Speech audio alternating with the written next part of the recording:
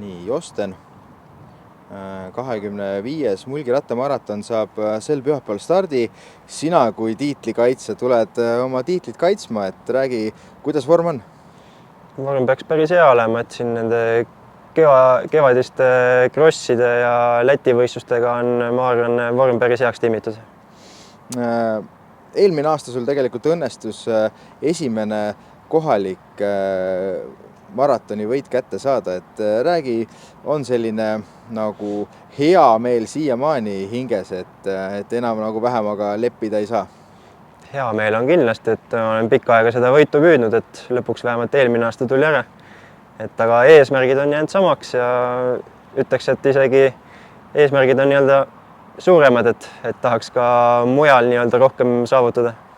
Aga räägi, kuidas sul üldse hooaeg on alanud, et siit on meediast on näha, et tegelikult 2 Läti võistlusel oled sa juba osalenud?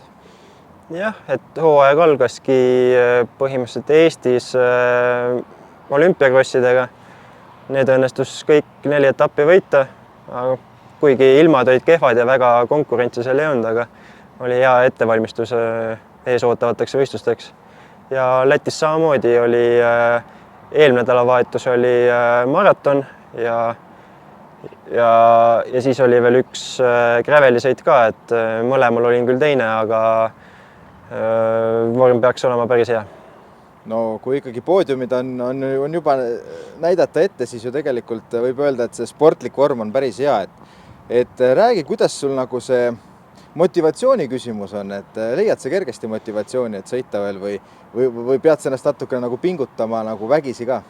Eks see oleneb palju ilmast ka, et siin need Eestimaa kevaded on väga heitlikud olnud, aga ma olen üritanud oma trennid ära teha ja siiamaani motivatsiooniga erilist probleemi ei ole olnud, et iga talv on ka sujunud päris hästi, et trennid olen saanud tehtud.